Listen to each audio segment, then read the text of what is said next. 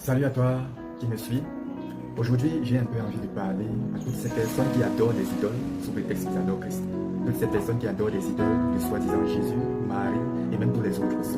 J'aimerais juste un peu parler un tout petit peu et vous interpeller à tous. Parce qu'il y a une différence entre l'église de Dieu et les synagogues de Satan. Il y a plusieurs synagogues de Satan qui portent le nom d'église de Dieu. Mais Jésus nous a ici donné une méthode ou alors un moyen efficace d'identifier quelle est véritablement son église et comment est-ce que son église diffère des autres églises qui sont bien évidemment les synagogues de Satan. Et le moyen que le Seigneur nous a donné ici, c'était d'identifier au travers des fruits, c'est-à-dire des œuvres. Le Seigneur dit que c'est par les œuvres que vous les reconnaîtrez. Parce que les œuvres des enfants de Dieu, les véritables enfants de Dieu, ne peuvent être que des œuvres de lumière qui ne peuvent s'opposer à la parole de Dieu. Alors, toute personne qui se dit enfant de Dieu, mais produit une vie contradictoire à la parole de Dieu, est tout simplement un menteur. Il se ment à lui-même. Il appartient à la synagogue de Satan. Et c'est pourquoi je prends ici le temps de pouvoir interpeller toutes ces personnes. Je ne sais pas si vous le savez, mais je vais vous le dire. Dans Deutéronome, au chapitre 4, à partir du verset 15 jusqu'au verset 18, Moïse dit quelque chose de très important aux Israélites. Il dit aux Israélites que lorsque Dieu vous a parlé dans le mont Sinaï, à Horeb, vous n'avez vu aucun visage. Il dit aux Israélites que Dieu avait la capacité de vous montrer une représentation de quelque chose. Mais Dieu n'a pas voulu le faire parce que Dieu connaissait que s'il donnait une représentation quelconque aux Israélites, les Israélites allaient maintenant aller façonner des idoles avec l'image qu'eux ils avaient vue. Alors Dieu a simplement voulu leur parler ainsi. Ils ont écouté une voix qui leur parlait mais ils n'ont pas vu un visage. Et Moïse leur dit donc gardez-vous, gardez vos âmes, gardez-vous de faire donc des idoles ayant des images des hommes, des femmes, des animaux quelconques pour pouvoir attribuer à Dieu ces idoles. Ou bien vous faites une idole et vous appelez cette idole, vous dites que c'est ici Dieu. Moïse les interpelle, il dit que sachez donc que si vous le faites, la colère de Dieu sera contre vous. Bien-aimé, nous aussi en Jésus-Christ, toi qui te dis chrétien, j'aimerais te poser une question. Est-ce que tu as déjà vu le Seigneur Jésus-Christ? Est-ce que tu as vu le visage du Seigneur Jésus-Christ? Ce que tu pourras connaître que c'est le Seigneur Jésus-Christ, ce visage-là n'est que le visage d'un acteur que tu as vu certainement dans un film, ou alors tout simplement les photos que les gens prennent et ils affichent partout et ils appellent ça Jésus-Christ. Jésus sur cette terre n'a laissé ni photo, ni idole, ni monument, ni rien. Pourquoi? Parce qu'il ne voulait pas laisser aux hommes une image, mais une parole capable de leur sauver. Jésus est venu pour te sauver, pour me sauver, et son but était de te donner la parole qui doit pouvoir t'aider à retrouver le chemin de Dieu, à te réconcilier avec Christ. Alors j'aimerais dire à quelqu'un, Jésus n'a pas laissé une image. Les apôtres, Pierre, Paul et même Jean, tous les autres apôtres aussi n'ont pas laissé d'image. Mais en leur temps, est-ce que vous savez qu'en leur temps on faisait des monuments? Ça veut dire que Jésus pouvait dire à ses disciples, cherchez-moi un sculpteur qui puisse venir me sculpter une statue, afin que je laisse cette statue-là pour que vous allez montrer ainsi mon visage à quiconque croira en moi. Mais Jésus n'a pas voulu faire cela. Les apôtres aussi auront pu le faire, mais ils n'ont pas fait cela. Pourquoi? Parce qu'ils ne voulaient pas vous plonger dans l'idolâtrie. Alors aujourd'hui, nous nous retrouvons avec des gens qui se prosternent devant des statues, devant des idoles, et se disent que ces idoles sont Jésus, ces idoles sont, je ne sais pas, vraiment.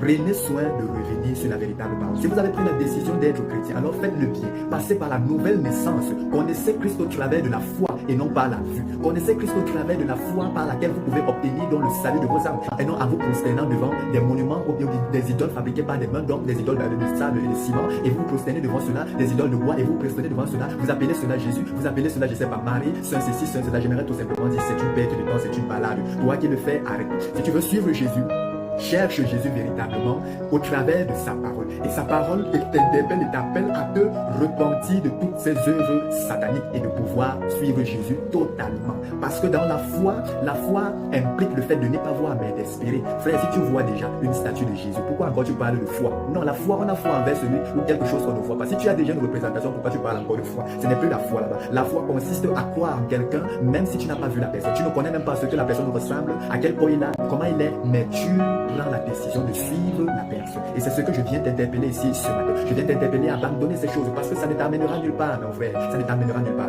Toi qui es africain, si tu veux te prosterner devant des idoles, rentre te prosterner devant les idoles de tes ancêtres. Au moins cela, oui, tes ancêtres te connaissaient. Mais les autres idoles de saints, ceci, saints, cela, dont vous prosternez. Ces gens de leur vivant ne vous connaissaient pas. Mais vous pensez que c'est une fois qu'ils sont réduits au silence de la mort qu'ils pourront maintenant intercéder pour vous. Mais quelle bêtise, mes frères. Revenez à la raison. Donnez vos vies à Jésus. Croyez en Jésus. Priez Jésus. Abandonnez toutes ces choses. Dieu n'agit pas comme des hommes. La relation avec Dieu, ce n'est pas une relation semblable à celle des hommes. Jésus-Christ de Nazareth, même dans son vivant, quand il marchait sur la terre, il n'a jamais accepté que Marie même était sa mère. Il n'appelait même pas d'abord Marie maman, il appelait Marie femme. Pourquoi? Parce qu'il savait que des gens allaient se lever, que le diable allait se lever pour tordre sa parole, afin que, au lieu que des gens aillent directement vers Jésus qui est le sauveur, qui est l'agneau qui ôte le péché du monde, que les gens se retrouvent maintenant en train de se diriger vers Marie plutôt que vers Jésus, en se disant que comme Marie est la mère de l'enfant Jésus, alors Marie pourra prier Jésus. Mes frères, ça ça ne marche pas ainsi dans le royaume de Dieu. Ne pensez pas que les choses marchent exactement dans le royaume de Dieu comme ça marche dans le monde dans lequel nous sommes. Les choses sont différentes. Dieu fonctionne avec des principes. C'est pour vous montrer que Marie a été chrétienne. Elle a cru au Seigneur Jésus. Elle a reçu le baptême par l'Esprit qui s'est produit dans Actes chapitre 2. Et elle a vécu, elle et ses fils, ses autres fils, tous ont cru à Jésus, non étant comme un fils, mais étant comme leur Seigneur et Sauveur personnel. Ils sont morts et ils reposent désormais dans le sein d'Abraham. Toi, tu vas te mettre à prier des saints et autres et tu iras en enfer et tu seras dépassé, mon frère. Reviens à la raison. Si c'est le christianisme, si c'est Jésus que tu choisis, décide de faire cela. Si ce n'est pas le cas, alors rentre dans tes traditions, demeure dans tes traditions et attends paisiblement ton enfer. Et au moins cela, tu seras fier d'être en enfer. Pourquoi? Parce que toi-même, tu seras quand même conscient que tu as fait le mal. Mais c'est mauvais d'être en enfer, alors que tu te prosternais devant des idoles pensant que c'est Jésus. C'est pourquoi je viens t'interpeller ce matin. Alors, si tu as une question quelconque, laisse cette question dans le commentaire. Que le Seigneur vous bénisse au nom de Jésus-Christ. Amen.